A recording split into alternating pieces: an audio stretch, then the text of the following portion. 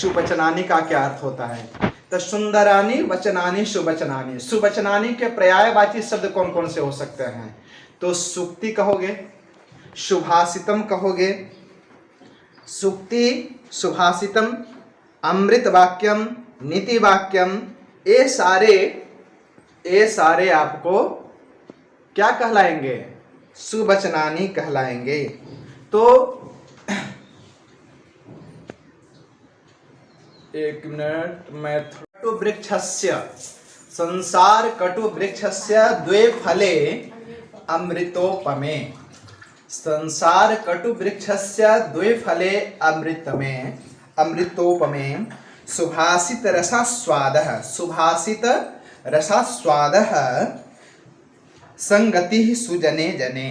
तो क्या कहा? संसार यह बड़ा ही कटु है। संसार में जीना है, जिसको दोस्त बनाते हो, पेरेंट्स भी सशंकित रहते हैं कि मेरे बच्चे जो दोस्त बनाए हैं वह सही दोस्त है या नहीं है। काफ़ी फर्क करते रहते हैं। इस उम्र में और भी ज़्यादा परखने की आवश्यकता होती है।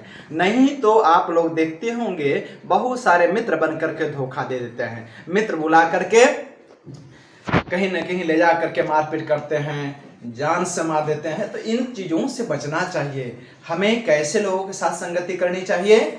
सुजने जने, अच्छे लोगों से, अच्छे मित्रों से हमेशा परखने की आवश्यकता है। तो यह संसार बड़ा ही कड़वा है और इस संसार रूपी वृक्ष पर दो फल लगे हुए हैं।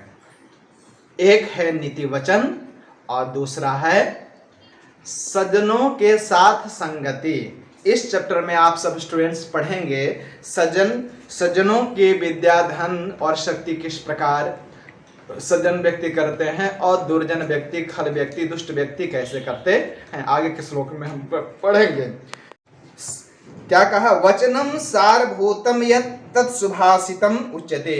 वाक्य बहुत सारे हम कथन कहे और उसका सारांश क्या होता है? सारांश जो है वह नीति वचन होते हैं। ठीक है, यानी बहुत सारे कथनों का सार जो है नीति वचन कहलाते हैं।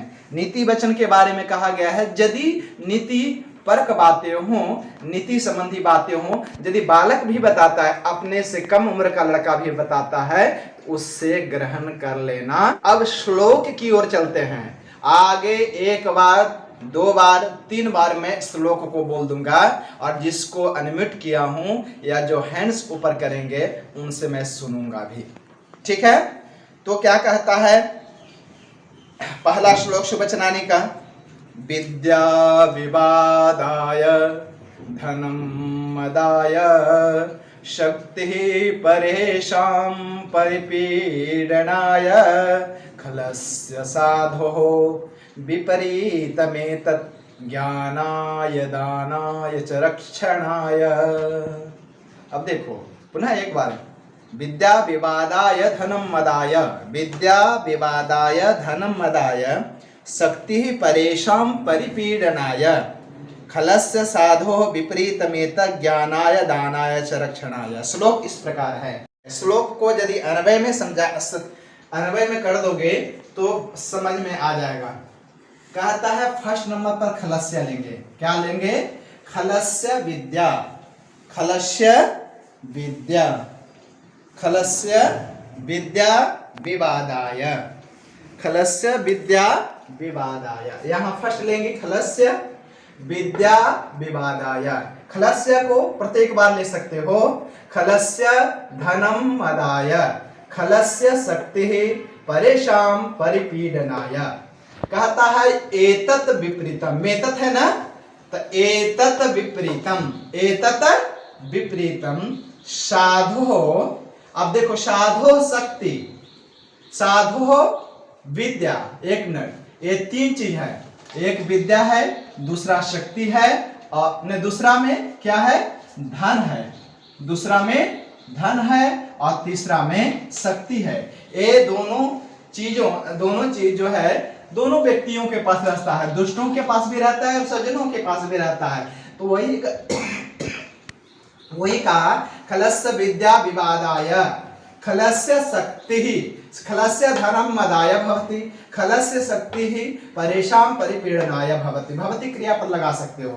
कहता है एतत् विपरीतम, विपरीतम एतत् है ना, एतत् विपरीतम साधोः, साधो एक नंबर पर चलो, विद्या ज्ञानाय, साधोः दूसरे नंबर पर धनम दानाय, साधो शक्ति रक्षणाय, परेशान रक्षणाय भवति। समझ गए होंगे क्या कहता है। अब देखो खल, खल मतलब क्या होता है, खलस्य में कौन सी विभक्ति है, खलस्य षष्ठी विभक्ति है और साधो भी षष्ठी विभक्ति है। तो खलस्य और साधो दोनों षष्ठी विभक्ति एक वचन का है। खलस्य यानी खल का, खल यानी दुष्ट का, है ना, बुरे विचार वाले लोगों का। तो खल का विद्या, दुष्ट की विद्या विवाद के लिए होती है। विवादाय, विवादाय मदाय परिपीडनाय ज्ञानाय दानाय रक्षणाय, इन शब्दों में कौन सी विभक्ति हो रही है, कौन सी विभक्ति हो रही है बता सकते हो। बालक की तरह रूप होगा। विवादाय, विवाद शब्द है विवादाय, मद शब्द है मदाय, ज्ञान शब्द है ज्ञानाय, परिपीड़न शब्द है परिपीड़नाय, रक्षण शब्द है रक्षणाय। कौन सी विभक्ति हो रही है बता सकते हो। चतुर्थी विभक्ति, चतुर्थी विभक्ति में संप्रदान कारक होता है, को के लिए, के लिए, समझे। तो यहां पर एतत् विपरीतम कहता है विद्या ज्ञान के लिए, धन दान के लिए और शक्ति परेशान रक्षणाय भवति, दूसरों की रक्षा करने के लिए होती है। तो चलो श्लोक में आपको बताया, 2 बार 3 बार शब्दों का आपके कानों तक श्रवण हुआ होगा। द्वितीय श्लोक में, दूसरा श्लोक में क्या कहता है, मेरे साथ उच्चारण करोगे। अयम, बोलो, बोलिए, अयम निजः, निजः परो वेति, परो वेति गणना लघु, लघु चेतसाम, चेतसाम। हाँ, अयम निजः परो वेति गणना लघु चेतसाम उदार चरितानाम तु, उदार चरितानाम तु वसुधैव, वसुधैव कुटुंबकम, कुटुंबकम। हाँ, ध्यान से सुनोगे तो समझ में आएगा। वेति का संधि विच्छेद करेंगे, परह का करेंगे, तो परह है विसर्ग है, वेति है, ठीक है। वेति में 2 शब्द है, वा और इति, वा और इति। तो वा मतलब होता है अथवा, है ना। वसुधैव का संधि विच्छेद करोगे तो क्या हो जाएगा, वसुधा प्लस एव। आप लोग पढ़े होंगे वसुधा प्लस एव। वसुधा किसे कहते हैं, वसुधा का पर्यायवाची शब्द बोल सकते हो, वसुधा का पर्यायवाची शब्द। हाँ, पृथ्वी कहलाती है वसुधा, पृथ्वी कहलाती है वसुधा। अब देखोगे स्टूडेंट्स, कहता है अयम निजः परः वा इति, अयम, अयम निजः परः वा इति। अब आगे देखोगे, गणना लघु चेतसाम, अन्वय भी बड़ा ही सीधा सीधा है, कोई इसमें श्लोक जैसे है वैसे ही अर्थ लगाया गया। अयम निजः परः वा इति गणना लघु चेतसाम।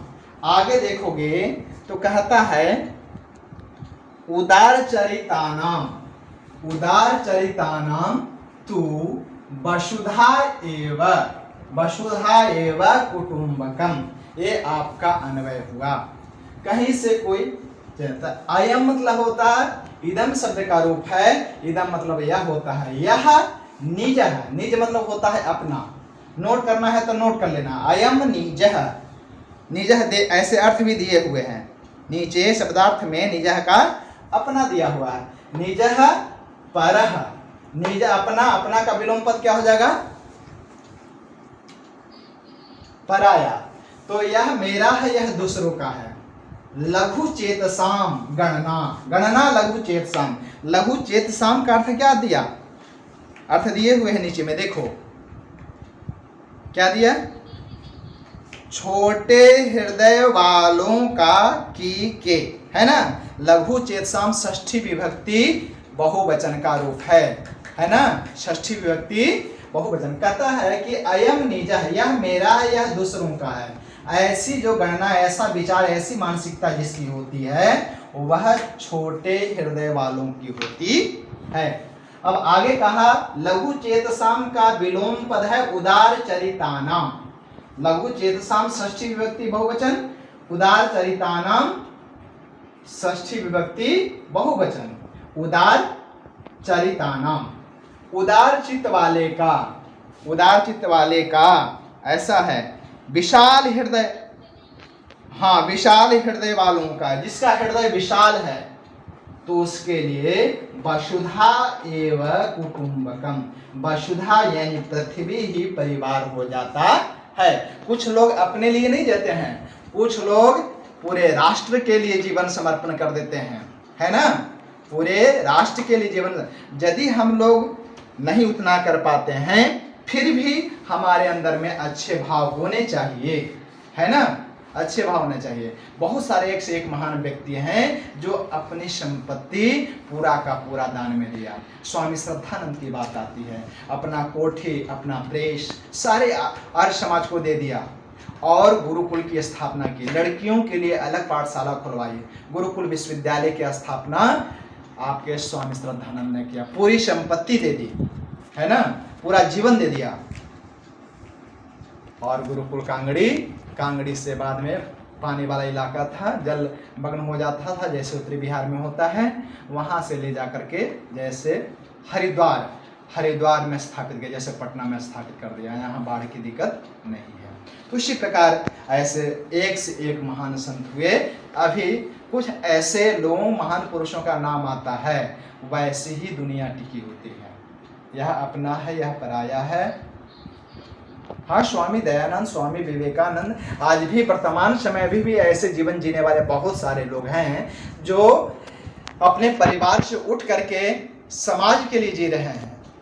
केवल स्वामी दयानंद और स्वामी विवेकानंद तो वेशभूषा टले सन्यासियों का है, लेकिन गृहस्थ धर्म में भी रहने वाले बहुत सारे ऐसे महान पुरुष हैं, ऐसे लोग हैं जो मदद की हाथ बढ़ाते हैं। कुछ समझ लिया है आप लोगों ने? अयम नीजः परोवेति गणना लघुचेतसाम उदार चरितानाम तु वसुधैव कुटुंबकम। तो इस प्रकार उदार चरित्र वाले लोगों का जीवन हमें भी जीना चाहिए, नहीं कि यह अपना है, यह पराया है, यह अपना बेटा है, यह भतीजा है।